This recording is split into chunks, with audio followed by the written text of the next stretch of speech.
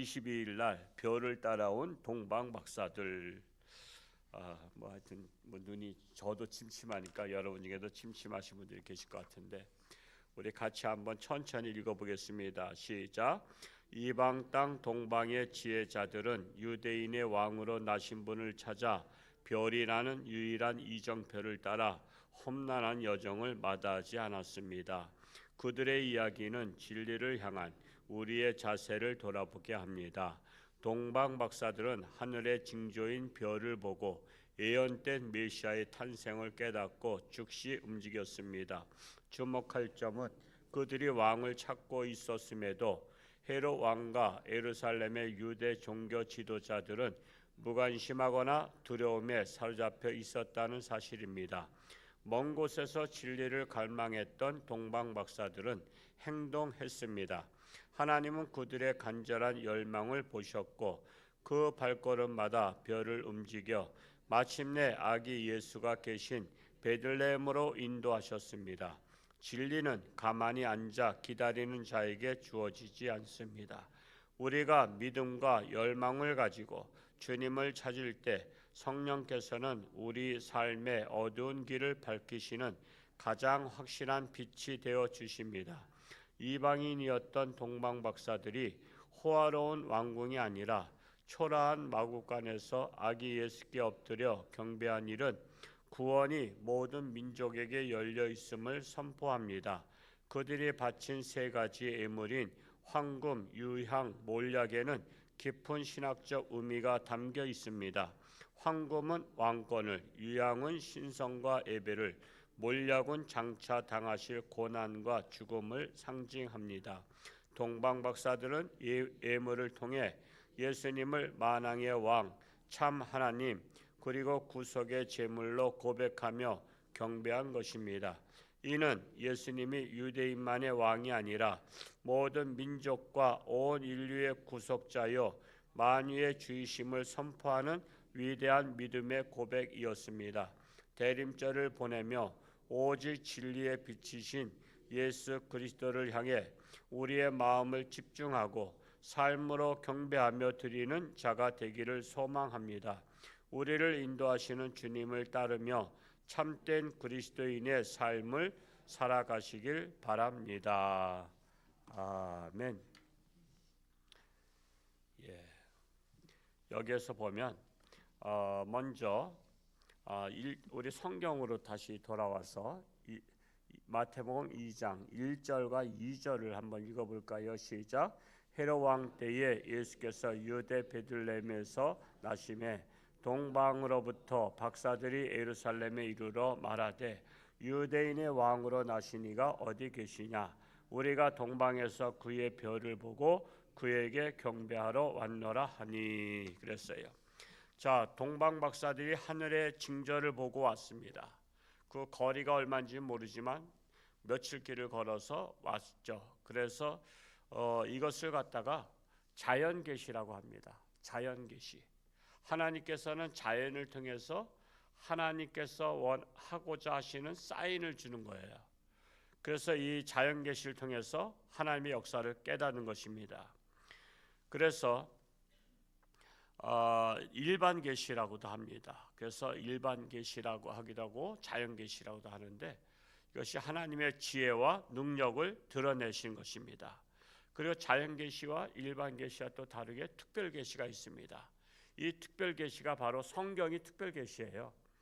하나님께서 말씀을 통해서 하나님의 자신을 구체적으로 알려주신 게 말씀이죠.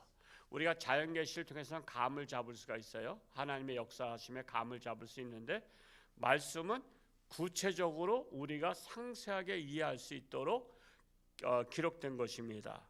그래서 모세가 하나님을 만나서 십계명을 받거나 또한 아브라함이 하나님을 만나서 그 가나안 땅으로 가라.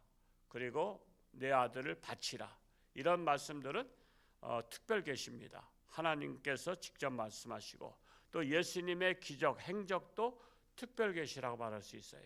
그래서 우리는 특별 계시를 통해서 요즘은 하나님을 알죠. 아마 자연계시를 통해서 아는 분들은 그렇게 많지 않아요. 동방 박사들이 천문학을 연구했기 때문에 그렇게 아마 자연계시를 통해서 뭔가 이 땅에 왕이 태어났다라는 것을 보고서 그들이 부랴부랴 달려왔던 것이라고 볼 수 있습니다. 그리고 또한 성경에 3절 말씀을 읽어볼까요? 3절 시작. 헤롯 왕과 온 예루살렘이 듣고 소동한지라. 자, 헤롯 왕은 긴장했겠죠. 왜냐? 자신의 이 왕이라는 것은 옛날에는 기본적으로 부인이 많았잖아요. 그래서 왕후가 있고 또 후궁들이 있단 말이에요. 후궁들이 있고 그러다 보니까는 자기 후궁하고 많다래도 아기 난 거 모르겠어요. 근데 자기 왕후라든가 후궁들에게서는 아기를 낳은 것이 없는데 아기가 태어났다고 하니까 이거는 그러면 그리고 왕이라고 하니까 장차 왕이 된다니까 이거는 뭐야? 이거 쿠데타 아니야? 이거 내 씨가 왕이 돼야 되는데 다른 왕이 태어났다. 그러면은 그러냐 하면서 표정 관리. 원래 왕이라든가 이 지도자들은요 표정 관리를 잘해요. 그래가지고 그러냐고 말이야. 그러면 당신들 찾아가서 만나면은 나한테도 알려주면 나도 경배하러 가겠다. 이게 말이 됩니까? 그 마음속에는 죽일 마음, 비수를 꽂고 있는 거죠. 그러면서 그걸 감추고 표정 관리를 하면서 나도 경배하러 갈 테니까 당신들 먼저 가서 어디서 태어났는지를 알아보라. 이렇게 했던 것입니다. 그래서 반면에 예루살렘 종교 지도자들은 어땠냐? 4절에서 6절을 한번 또 4절에서 6절까지 한번 읽어볼까요? 시작. 왕이 모든 대제사장과 백성의 서기관들을 모아 그리스도가 어디서 나겠느냐 물으니 이르되 유대 베들레헴이오니 이는 선지자로 이렇게 기록된 바 또 유대 땅 베들레헴아 너는 유대 고을 중에서 가장 작지 아니하도다. 내게서 한 다스린 자가 나와서 내 백성 이스라엘의 목자가 되리라 하였음이니이다 그랬어요. 자, 이 말씀은 이렇게 보면은 미가서 5장 2절의 말씀을 참고한 것이죠. 여기 6절에 보면 기억자라고 있잖아요. 기억자는 미가서 구약에 있는 5장 2절을 인용했다라는 것입니다. 그래서 이 헤롯 왕이 대제사장과 백성의 서기관들을 모아서 유대 그러니까 그리스도가 어디서 태어나겠느냐, 즉 메시아가 어디서 태어나겠느냐 했더니 우리 성경 역사에는 베들레헴입니다라고 했던 거예요. 자, 그러면 헤롯 왕은 자기 씨가 아닌 다른 왕이 태어난 것에 대해서 긴장을 해야 되지만 지금 이스라엘 백성들 중에 제사장이나 서기관들이나 지도자들은 이게 기쁨의 소식이에요? 아니면 비극의 소식이에요? 기쁨의 소식이잖아. 늘 메시아 대망 사상이 있단 말이야. 구약 시대에는. 그러면 우리가 앞으로 정말 하나님의 아들이 태어나서 이 나라를 새 하늘과 새 땅을 만들겠구나. 그래서는 관심을 가져야 돼, 안 가져야 돼? 관심 가져야 되잖아. 그런데도 그냥 헤롯 왕에게 보고만 하고 가버리고 끝난 거야. 그 이후에 그들이 동방 박사들을 찾아가서 우리도 한번 확인해 봐야 되겠다 한 것도 아니야. 그래서 만약에 자연계시라는 것은 그 별이 베들레헴까지 인도했길 망정이지, 만약에 이 동방 박사들이 다른 곳으로 가면 그건 성경과 달라. 그래서 안 쫓아가면 되는 거야. 아니면 말고라고. 아니면 말고. 그러나 김은 어떨 거야? 김은 어떻게 할 거야? 그래서 그들이 정말 메시아의 대망 사상에 관심을 가졌다면 우리도 한번 따라가 보겠다 하고 동방 박사를 따라갔어야 되는 거예요. 그만큼 관심 가져야 돼요. 우리도 마찬가지예요. 이제 우리는 오신 예수를 믿고 있어요. 또 그러면서 또 한편으로는 뭘 믿고 있죠? 다시 오실 예수님. 대림절이 그거예요. 두 가지예요. 오신 예수님을 우리가 맞이하는 것과 다시 오실 예수님, 재림하실 예수님을 기다린 거예요. 만약에 예수님께서 재림하신다 그러면 우리는 관심을 가져야 되는 거예요. 관심을. 물론 하도 이단들이 초를 쳐서 이제는 뭐 안 믿으려고 하는 게 있어요. 뭐 이단들이 여기 나타났다 저기 나타났다 하도만 그러니까 이제 자꾸만 속다 보면은 나중에는 진짜도 안 믿게 돼 있어. 그 늑대와 소년 이야기처럼 늑대야 그랬더니 거짓말이었어. 또 다시 늑대야 그랬더니 거짓말이었어. 세 번째 진짜 나타났더니 에이 안 믿어 그런 것 같은 거야. 그러니까 마귀는 요즘에 새로운 수법이 뭐냐? 자꾸만 거짓말로다가 예수 나타났다고 띄워주는 거야. 계속 띄워주면은 예수 믿는 사람들도 안 믿게 만드는 거야. 이제는 진실도 안 믿게 만드는 거야. 에이 또 속아. 그러니까 이제는 진짜 예수님 오셔도 안 믿는다니까. 동방 박사들이 그 별을 보고 왔는데 지금 제사장과 서기관은 안 믿었어. 메시아 사상을, 그러니까 메시아가 오시기를 기다리면서도 자기들은 안 믿었어. 왜? 하도 그 당시도 그랬겠지. 그 당시에도 뭐 여기저기 메시아라고 막 그렇게 사기치던 사람도 있었겠지. 그러니까 오늘날 마찬가지예요. 우리도 예수님이 재림하셨다 그러면은 과연 믿을까? 안 믿는단 말이에요. 하도 속아서. 그래서 마귀는 하도 속여가지고서는 진짜 예수님 오셨을 때도 안 믿고 잘못하면 예수님을 배척할 수도 있다는 거야. 그래서 우리가 분별력이 있어야 돼. 분별력. 항상 하나님의 말씀에 맞는가. 항상 예수님 오시거나 또 다시 오시는 것은 항상 우리는 어서 기적이 일어났다 막 그랬다 막 그러면 그걸 믿지 말고, 기적은요 모든 종교엔 다 기적이 있어요. 그걸 믿어서는 안 되고 말씀에 근거해야 되는 거예요. 말씀에. 하나님은 거짓말 안 하셔. 근데 하나님의 말씀과 상충되면 그거는 믿으면 안 되는 거예요. 그래서 항상 우리는 어떻게 해야 돼? 우리 법조인들이 재판을 할 때 항상 뭘 근거로 하죠? 우리가 헌법을 가지고 근거를 든단 말이야. 법조항 몇 조 몇 항에 보니까 이렇게 됐다. 법조항 가지고 판결을 하는 거야. 우리도 판결을 어떻게 해야 돼요? 하나님의 말씀에 보니까 이렇다 해야 되는 거야. 하나님의 말씀에 보니까. 그래서 우리는 하나님의 말씀을 판사들이 법조항을 끼고 다니듯이 우리는 하나님 말씀을 끼고 다녀야 되는 거예요. 그래서 항상 어떤 일이 일어나면 하나님의 말씀을 어떻게 했는가 봐야 되고, 우리가 무슨 일을 해야 될 때도 하나님은 뭐라고 말씀하셨을까 그렇게 봐야 되는 거야. 제가 옛날에 읽었던 책 중에 예수라면 어떻게 하셨을까라는 책이 베스트셀러가 된 적이 있었어요. 그래서 그 책을 읽어봤더니 거지가 왔을 때 이제 뭐 저 사람들 저 게을러 터져가지고 젊은 것이 일하면 먹고 사는데 대개도 그런다고.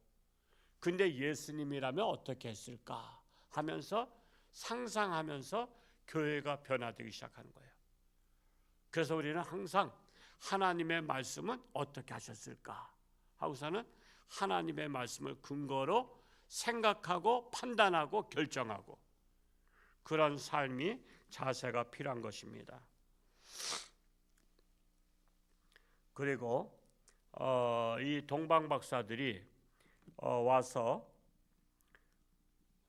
11절 말씀을 읽어볼까요? 11절 시작. 집에 들어가 아기와 그의 어머니 마리아가 함께 있는 것을 보고 엎드려 아기께 경배하고 보배압을 열어 황금과 유향과 몰약을 예물로 드리니라. 이 선물 가운데도 상징성이 있는 거예요. 황금은 왕을 상징하고 있습니다. 왕. 옛날부터 그래서 임금은 뭘 썼어요? 황금 금관을 썼잖아요. 은관을 쓰지 않아. 황금관을 썼다고. 그래서 왕권을 상징하고 있고, 유향은 신성과 예배를 상징하고 있어요. 신성한. 또 몰약은 이제 장차 당하실 예수님의 죽음, 고난을 상징하고 있는 것입니다. 그래서 이 성탄절의 의미를 우리가 알고 동방 박사들과 같이 그 먼 곳에서도 오는데, 그래서 우리는 다른 때는 몰라도 성탄절에는 열일 제쳐놓고 하나님 앞에 예배를 드리는 자세가 필요한 거야. 뭐 그날 국경일이래, 노는 날이래. 성탄절이 노는 날인가 안 노는 날인가? 우리 원래 놀았죠. 옛날부터 성탄절은 그렇게 됐더니 불교에서 뿔따기가 나가지고 우리도 놀게 해달라서 지금 석가탄신일도 놀잖아. 그러니까는 노는 날로 다 알고서는 다 그냥 예배도 안 드리고 그냥 저 속초로 가고 어디로 가는 거야. 이게 정신 나간 사람들이야. 예수 믿는 사람들, 일반인은 그렇다고 치더라도 예수 믿는다고 하면서 성탄절 예배도 안 드리고서는 어디로 짐 싸들고 뭐 직장에 근무 때문에 근무하는 거야 이해하잖아. 다 직장에 들어갔으면 직장의 규칙을 지켜야 되니까. 근데 예배도 안 드리고서는 우리 그냥 남편이 어디 가자 그래서 갔다. 야, 그걸 어떻게 좀 남편을 고살모사라도 나오면 안 돼? 남편 데리고는 못 나올지언정 그래도 자기라도 나와야 될 거 아니야. 자기가 그래도 예수님 때문에 구원받았잖아. 우리가 그런 자세가 필요한 거야. 그런 자세가. 나는 성탄절날 안 나온 사람은 예수쟁이라고 난 인정도 안 해. 그냥 말 안 할 뿐이지. 인정하면 또 시험 드니까. 말하면 당신 예수쟁이 아니요 그러면 굳이 그거 확인 사살할 필요가 뭐 있어. 시험 들게 할 필요가 뭐 있어. 그냥 나 속으로 생각한다 이거야. 저 사람은 집사지만 잡사구나. 어떻게 성탄절날 그래요? 동방박사들은 지금 몇 천리 길을 달려왔다고. 예수님 맞이하려고. 그래서 우리가 다른 때는 몰라도 부활절, 성탄절 이런 때는 이건 유럽은 교회가 다 죽었어. 근데도 언제는 간지 아세요? 성탄절은 가. 내가 다른 때는 몰라도 성탄절은 간다 그런다고. 우리가 부모님 생신도요. 다른 때는 못 찾아뵈도 부모님 생신 때는 꼭 찾아뵈는 거 알잖아요. 다른 때는 바빠서 못 가지만 야 이번에 생신에 꼭 가서 우리 부모님 찾아뵙고 선물도 좀 드리고 우리 좀 부모님 기쁘게 해드리자. 우리 엄마 사시면 얼마나 사신다고 하면서 가잖아. 열일 제쳐놓고. 그런 마음의 자세가 필요한 거야. 우리 그런 마음의 자세. 우리 구역장님들 교우장님들은요. 열일 제쳐놓고 다른 때는 결석한 거 다 그렇다 치고 다 그냥 넘어가고 덮어가고 성탄절만큼은 당신 나와야 되지 않느냐. 당신 집사잖아. 잡사가 되지 않도록 나오라고 말이야. 그러면서 농담 반 진담 반 이렇게 하면서 하나님께 나올 수 있도록 권면할 수 있기 바랍니다. 그래서 정말 이번 성탄절에 목요일이잖아요. 또 나라에서도 감사하게 쉬게 하잖아. 그러니까 마음 놓고 예배 드리고 점심은 가족과 함께 교회에서 주는 떡 하나 그냥 가지고 그냥 소풍 가듯이 어디 가서 가족과 함께 더 오손도손 잡숫고 오붓하게 지낼 수 있도록 우리가 노력하시기 바랍니다. 새벽기도 나올 정도이신 분들이야 아무 이상 없지. 근데 문제는 주일날도 안 나온 사람들, 그런 이 세상과 교회와 경계선상에 있는 사람들, 한쪽 발은 교회 안에, 한쪽 발은 밖에, 여차하면 세상으로, 아쉬우면 교회로, 이런 사람들이 문제라는 사실이에요. 오늘 하루도 하나님과 동행하며 승리하는 복된 날 될 수 있기를 축복합니다. 할렐루야. 고맙고 감사하신 아버지 하나님, 오늘도 새날 주셨사오니 오늘도 예수님을 맞이하는 마음의 자세로 우리가 하루를 보내기를 원합니다. 헤롯 왕은 충격을 받고 죽일 마음을 가지고 예수를 찾았고, 또한 제사장과 서기관들은 무관심함으로 말미암아 그들은 메시아 대망 사상을 가지고 있으면서도 그들은 실질적으로는 무관심했습니다. 그래서 그들은 예수님을 맞이하지 못했습니다. 그러나 동방박사들은 자연계시를 보고도 수천리 길을 달려와서 예수님을 맞이했습니다. 그런데 우리가 하나님을 믿는 자들로서 성탄절을 맞이해서 열일 제쳐놓고 정말 하나님 앞에 나와 감사와 예배를 드리는 우리 성도들, 정말 하나님의 은혜를 아는, 예수님이 나 같은 죄인을 구원하러 오신 것을 진정으로 아는 우리 모든 성도들, 깨어있는 성도들이 되게 하여 주옵소서. 오늘 하루도 하나님과 동행하며 승리하기 원합니다.